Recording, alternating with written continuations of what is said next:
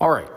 I think I've given the whole Xbox strategy a very good look. I think it's quite obvious exactly where they are. I know for sure that PlayStation's strategy is largely unknown, but the press usually flocks towards looking at what Xbox is doing.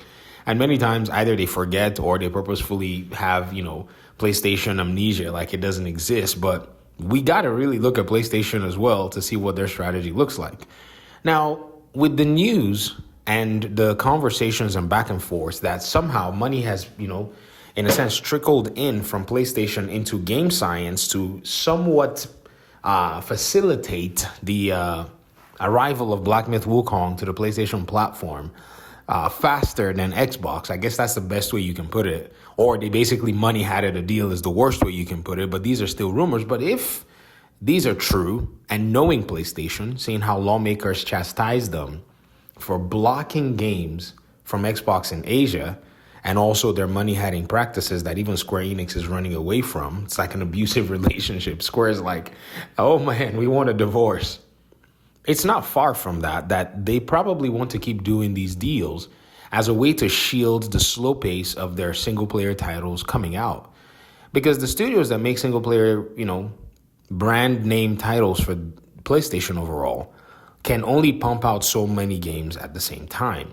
Seeing how game development in the last few years has been getting more and more complex, even Insomniac with their output and the productivity are starting to see some cracks with Marvel Spider-Man 2 coming out with bugs, cutting, multiplayer and getting very expensive in development. The development cost of Marvel Spider-Man 2 was insane. I don't know what they did with that money. I still can't tell you. So looking at this, money hiding is actually cheaper. Even though it's an unethical practice, in my opinion, it's not illegal because there are no, laws against it. It just seems like PlayStation wants to take this approach because it doesn't have anything to offer in terms of first-party games. And this is, in my opinion, the fact that Xbox somehow, because of PlayStation's overly aggressive money hiding, has now found itself saddled with multiple games about to burst from the seams. It's just what it is. Bethesda was already cooking up all these games. And when PlayStation started to go in with this aggressive money hiding policies, they already had Ghostwire Tokyo. They already had, Deathloop already as timed exclusives. They wanted to go for Starfield. They wanted to go for all these other titles. And then Xbox was like, man, if these guys continue to go, we're not going to have any games that are coming out as third-party games on our platform. And we all know that these two platforms, Xbox and PlayStation, actually survive on third-party games. This is a reality. In fact, their biggest heavy hitters, their top 10 games that are played by both Xbox and PlayStation gamers are live service games from third-party publishers. In the case of Xbox, they're fine. They have Call of Duty now, so they're doing good. They have Minecraft. They're doing good in a sense because that's highly played on PlayStation when you look at the charts. But by and large, third party keeps these platforms alive. They will not be able to sustain themselves with how big they've grown with just their own first party titles.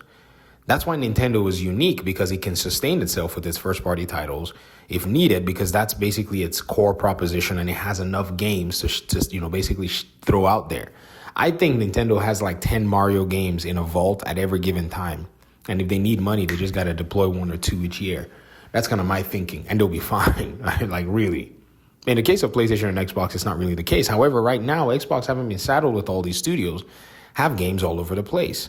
So what is PlayStation's strategy with this same kind of proposition, seeing that they still have 10 more live service games that they're going to be bringing to you? And I know somebody might say, well, did they not cut it down to 6? No, they cut down the release window of 6 of them. The other 6 are still in production. I mean, they've greenlit these things. They've already started making, plans and spending money. So they're going to bring it out. They need a few of these, by the way. I know I say it as a tongue-in-cheek way. They really do need, a game that can be churning out money, because seeing their golden goose go to their, opposition or competition, however you want to put it, that's not a good look. Their fans have been telling them about, Killzone and all these other games to convert them to, live service shooters, first-person shooters that will compete with Call of Duty. But they were always comfortable. And, trust me, from a financial perspective, how would you ever think that your competition will come and take away your biggest game and own it and now start making more of that same money than you in a heartbeat? You wouldn't think it. So I think what they want to do is they want to use these third party games to pad up their releases while they're working on these live service games. The live service games is their main target. And I say this not because I just want to, but because they've already, signaled to their investors that they've moved 60%, that they want to move 60% of their development budget to live service games. At first, it was, it's going to go to 50-ish percent, basically topping the single player budget by a little bit, and then it's going to move up to 60. I'm not going to be surprised they're going to move it more and more because these live service games, all they need is to basically hit 1 or 2. And they are very certain that within the 10 that they bring out, they're going to knock one out. They're going to knock one out the park. I think what really continues to shoot them in the foot, though, and they're convinced, I'm not saying that they will, but they seem convinced, is that they continue to negate Xbox, which is a platform that really can have and see multiplayer games thrive. We saw Power World thrive on Xbox in early access. We've seen that Call of Duty is actually strong on, Xbox as well. A game like Sea of Thieves was also strong as well. Because one thing you want about a live service game is to bring in as many people as you possibly can. Yes, Marathon is going to come on Xbox because that's a Bungie thing. But bringing in people in your live service game is very critical because at some point, the money of that live service game starts to dry up. Cue in Genshin Impact. After how many years of all that PlayStation and PC, fronting that it did, now it wants Xbox players' money. Well, they might give you the money, and it makes sense to me because you remember that you're a business. All this talk about people, they don't want to skip Xbox. They're not skipping 30 million players, man. They're all gonna go and make games for them. That'll be stupid to do. Who does that? Who has product sitting there and has consumers who will pay you money for product and say, the juice is not worth the squeeze? See, you can't make that argument anymore that these games are just skipping Xbox because, they just think it's not worth it. Nah.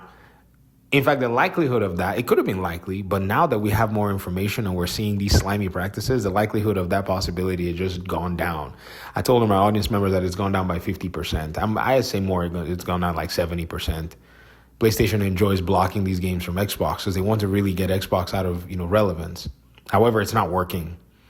I think they went ahead and unleashed a beast that now they really have to fight much harder than they were against. Because Microsoft's being a juggernaut in terms of money is here to play.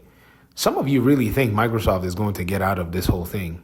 You don't understand. Satya Nadella is not your regular Western CEO.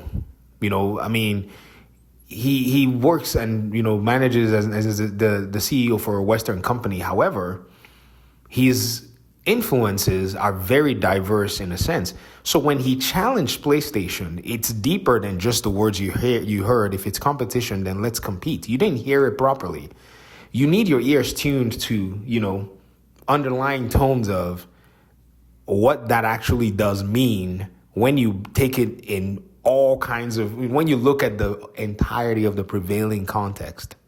I don't want to go into it here in this video. It's not necessary. But I think you guys are going to see for yourselves pretty soon. Thanks for watching the video. Peace out.